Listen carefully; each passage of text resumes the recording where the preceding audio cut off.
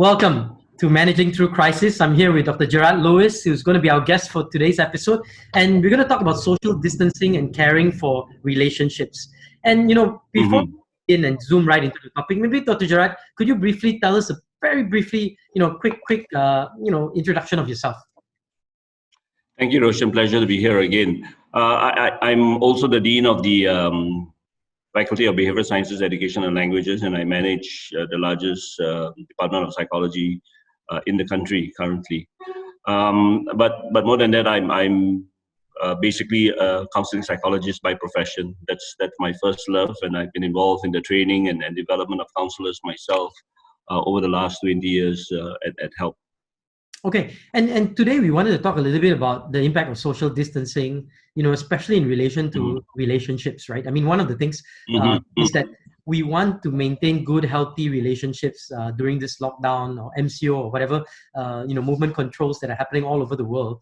And especially when it deals with elderly members of our family, worries and fears about the virus and all kinds of things that are permeating around, right? How do we maintain, social distancing distances us with people, and the bonding, the cues, the informal coffee table conversations that happen in many offices all disappearing because we're all working virtually, right? So, let's start with family and friends, right? During this crisis, how do we maintain healthy relationships with our family? I mean, family, we are here literally all the time, but with friends and others that may not be residing in our house during this crisis, First of all, Roshan, can you imagine if this happened 20 years ago, 30 years ago, right? So thank God for technology, whatever, people might say about its downsides. Now it's one of those times when we realize if not for technology, all of us would be in the bigger trouble than we currently are in, right? So technology enables us to do a lot of wonderful things. It's not the same as the real thing, obviously. Yeah, not the same as, certainly being in the physical presence of someone, not virtually, but physically in close contact with people who are close to us. But there are two parts to this. The first part is the part of friends, who are outside of this enclosed space that we are in, right? And technology therefore allows us to still connect with them. I mean, just like how it is when you have family and friends overseas. Obviously, we can't talk to them every day, right? But we still connect, and the quality of those relationships don't change really very much. And as how it is prior to this, when the opportunity then arises, we then do the make up and catch up when we are physically able to visit them. So the key thing here for people outside of our families and within the enclosed spaces, the key thing here is to still maintain some measure of contact, some measure of expressing concern, because the basis of all relationship is that contact, the genuine expression of concern, the expression of support, the laughter that we share together, the silly things that we do together. It's just that now we do it online. That's all. Yeah. Right. The second part of this is then, of course, managing the people who are in that enclosed space. Right. And that sometimes is a more difficult thing to do. Right? because previously, for some families, for some relationships, for some people, getting out of the home gives us a bit of opportunity to do different things with different people. Right. But now you are in the same enclosed space, and then little things that didn't used to irritate us before can become a mountain from a molehill. Right? Can be irritable, and because we ourselves are going through all sorts of different anxieties, right? But especially because we are in that enclosed space, a couple of things we need to bear in mind to manage those relationships. Number one, we need to understand that all of us have anxieties, right? Whether you are a child, whether you are the parent, whether you are the adult, the caregiver, especially the caregivers, those of us who have got come from families that have the benefit of helpers and maids, etc. We sometimes forget that the caregivers don't have their Sundays off. Yeah. We forget that that the people who take care of us, mothers who may not have those families that don't have maids, but whose wives or spouses are the ones that manage the whole family. Now it's 24 hours, almost at the beck and call of everyone in the family. So all of us have anxieties. I mean, to acknowledge, recognize that all of us deal with anxieties differently. Yeah, and because we all have anxieties and we are all in this together, I like that song from High School Musical, that we're all in this together, that we therefore have different expectations of what we hope to gain, hope to deal with in this moment of crisis. Yeah, so recognizing that all of us therefore cope differently certainly is a starting point, and that acknowledgement and recognition can only come about if there's an acknowledgement and recognition of appreciation and respect for one another. So the respect of spaces, the respect of boundaries, the acknowledgement and recognition that, yeah, you know, maybe I never realized how much effort my maid puts in or my mother puts in, and I take a lot of things for granted. Now I'm at home, I see. Now at home, then now that I'm at home, offer to help, you know, offer to support. Because if we don't, then everything in that little unit crumbles. When you know, they call it homeostasis. Homeostasis is the whole concept of balance.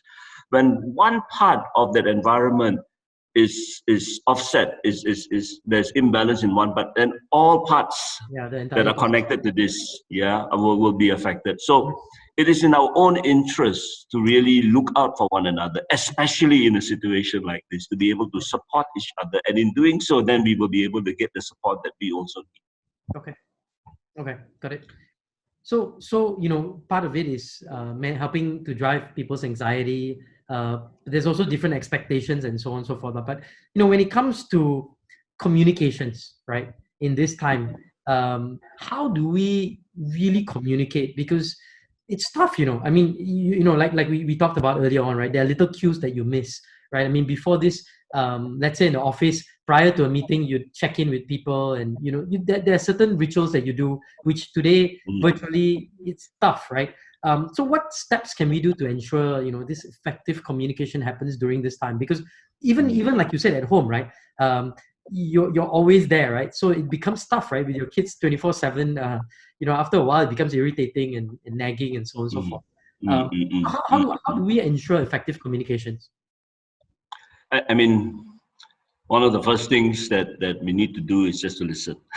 Listen more than anything else. You know, sometimes in the course of living in the 21st century, we talk more than we listen. Yeah, because we are constantly surrounded by so much noise all the time. And how do we listen? How do we listen? At the starting point of good listening, the starting point for us as counselors, when you know, we come into contact with a total stranger who is going to open their lives, the deepest, darkest secrets to a total stranger, in the next 40 minutes or 50 minutes of their life. Why would any stranger want to do that to a total stranger, opening up their deepest, darkest secrets to you? Because you would have, in the first 10 minutes of that initial interaction, communicated that you are interested, communicated that you are supportive, communicated that you care, even though I don't know you, communicated that you can trust me more than anything else. I do this in you know, what we call building rapport in you know, when I teach my counseling classes. Yeah, that's the fundamental basis of all relationships. If those foundation blocks to relationships go out the window, then no amount of advice giving is you know, that parents do to their children to their friends, husbands and wives do, spouses do with one another. No amount of all of the telling you that I support you is going to cut it if I don't from the start tell you I'm willing to listen, right? And because I'm listening, then I can learn to put myself in your shoes, to try to figure out what is it that you must be going through, why you are feeling so irritable, why you are, you know, what's happening to you. I can start to recognize little changes in you. If I'm a parent, right, I can start to recognize that something's happening to my child, and then I can respond. But if I don't listen, you know, Malaysian, they say we become very kayu, right? We become very we become numb. We become numb to the feelings of other people. The operational word that the famous Carl Rogers, who was a relationship expert in his approach to counseling, called the person-centered approach. The operative word, one of the core components of his approach to therapy, is empathic understanding. to know what it is like to walk in another person's shoes, or what the Native Americans would say, to walk a mile in your moccasins, right? To understand what it is like, to be toiling in the kitchen, to be cleaning up the room every day, to try to make the environment healthy for everyone, manageable for everyone. Of course, living in enclosed spaces, there's a lot of research that says people who live in ghettos, in the slums, etc., has got major psychological, emotional impacts on human beings for any prolonged period of time if you live in those sort of enclosed spaces. So all the more now, if we don't do something about trying to manage and improve the quality of our relationships and the support we give to one another by the respect, by the trust, by the listening and the ability to empathize, we are going to get ourselves into serious troubles as a family unit. Okay. So how else? I mean, what are other things that you do? I mean, there's a lot of blame game. There's a lot of yes, that's right. We how do we overcome some of these things? So I understand. You got to listen. You got to empathize. But how do we reduce some of the issues that crop up? In terms of I guess there's a lot of blaming behavior. There's a lot of miscommunication that happens generally in this time. Right? Yeah, and as CEO of our 3 international schools that we manage under the HELP group, sometimes we see a bit of this. It's a situation that none of us wants to happen. Yeah, but schools have had to, in a very, very short period of time, respond to it in the best way possible by upskilling and improving the competencies of our teachers to be able to do online counseling. Now, when we came into the teaching profession, we didn't come in for an online kind of mode of delivery of our lessons. We all came in as face-to-face teachers, and in a few days, we've had to immediately respond. And so, while married parents have been very appreciative, very supportive, sometimes you get a sense that there's some resentment, that people are not happy with the situation, and they blame the school. No matter your best efforts, whatever you try to suggest, we try to do this, we do that, we are doing. People still haven't accepted the reality that they are in this situation and we're all in this together. But they demand, they misdirect the anger at the teachers, at the school leadership, at management, demanding all sorts of unrealistic things. For example, asking teachers once all of this is over to shorten their holidays, give me more face time, or else, give me discounts because I didn't ask for. I sent my child to your school not for. Because of online learning, I send them for face-to-face. But they forget that teachers themselves are human beings who will be easily discouraged, despite their best efforts to do the best that they can. And they too need a break. They too are highly, highly stressed. So blaming the school, the teachers, almost as if taking out my resentment, my anger, my own inability to cope, does not help anyone. Does not help anyone at all. So the first thing, of course, is, don't misdirect your anger and resentment of the situation at those around you, whether it is in your families or in the communities that you're in. Because once you damage those foundations to a good relationship, the relationships of trust and care and concern, then it's very difficult to build up after this period is over. That's something that we need to just be mindful about. And another way is to... Sorry, no, I think you make a very good point, and I think sometimes we don't realize the damage we do to relationships, and it's like a negative that cannot be turned positive so easy. It takes a whole lot, much more effort to transfer, because now you're gone into a negative bank balance, so to say, with that person, right? Yes, but I think that's a very valid point, because sometimes we assume people will forget, but when you hurt somebody, or when you cause this kind of unnecessary issues because of your anger and your misdirected judgments, you kind of derail a lot of other things. Sorry, go ahead. You were saying something else. Yeah. Then again, because it is stressful, and one good way of listening, often we communicate our needs through temper tantrums, because many of us are emotionally not so intelligent, right? And how we have, throughout our lives, communicated to people has been through emotional blackmail. has been through threats, has been through displays of anger because of the power differential in relationships. I'm the father, so you do as I tell you to do, etc., etc.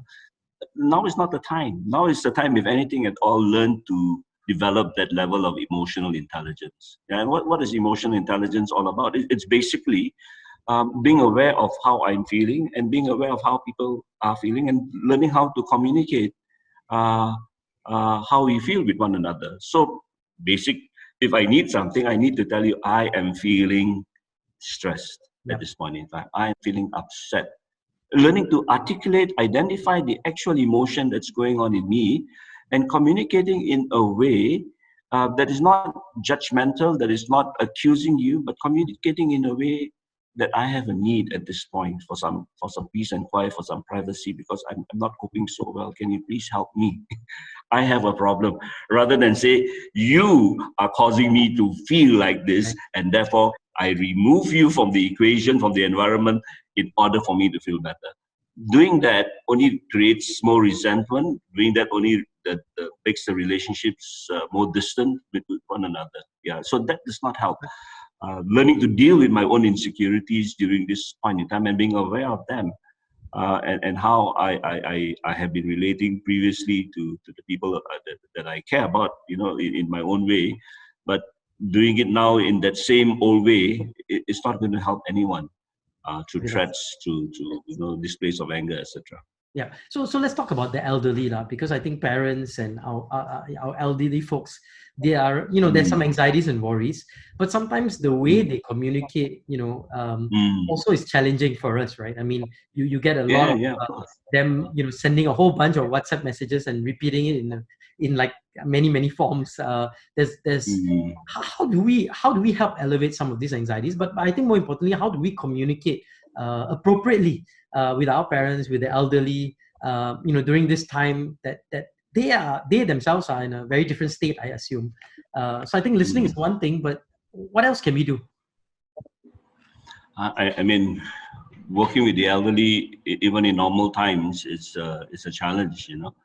I often say to myself, and my children, but for the grace of God, there go I, because I will one day also be be like this. And and I hope that I'm more patient, and I don't repeat myself so often. I'm not so forgetful that I have to ask you about the time 20 times a day 5 minutes ago. But it happens. That's part of aging. Part of aging is like this. And again, as I said, the starting point is that once I put myself in the shoes of my grandparents or of my elderly parents, and I'm trying to understand why they are going through what they are going through now. And of course, number one, many of them have come to very, very difficult times. Many of them would have gone through, periods of where there's an absence of resources. Like during the war, I remember my mother, my grandparents would always say, we only live on tapioca in the morning, tapioca in the noontime, tapioca till the sun goes down. Of course, not enough resources. So the worry about this, that's why the panic buying, go and buy. They will nag you. Have you gone and bought enough or not? Stock up, because you have to keep ready for a rainy day, etc., etc. And all of those, that's reflective of the experiences that have gone through in life, and the fear now is heightened. They've gone through the riots in '69 in our own country. They've gone through those sort of very, very tough kind of situations where the sense of insecurity then comes back. What if we are in the same kind of situation and we don't have enough food in the house, or we don't have enough resources to be able to manage that? And of course, then the fear and anxiety is heightened, coupled with the fact that because they are in that population, they are a lot more vulnerable. And of course, then, the mortality, the fear of, is it going to happen to me sooner than I expect? So if we understand and appreciate what they're going through, then our roles as people in their lives who we say we care for, that are important in our lives, our parents and our elderly parents, understand that this is normal. Once we normalize something, it helps us cope. It helps us become more patient.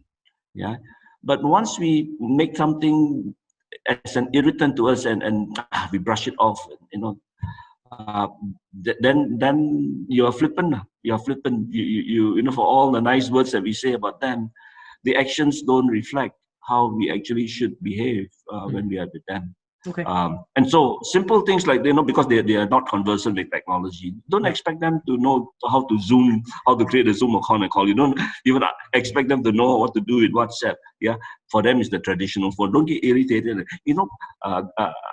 Papa or grandfather, every time I call you on a regular line, it's more expensive. Why don't you put on your Wi-Fi? There's a Wi-Fi. For some of them, they don't even know what this is. Right?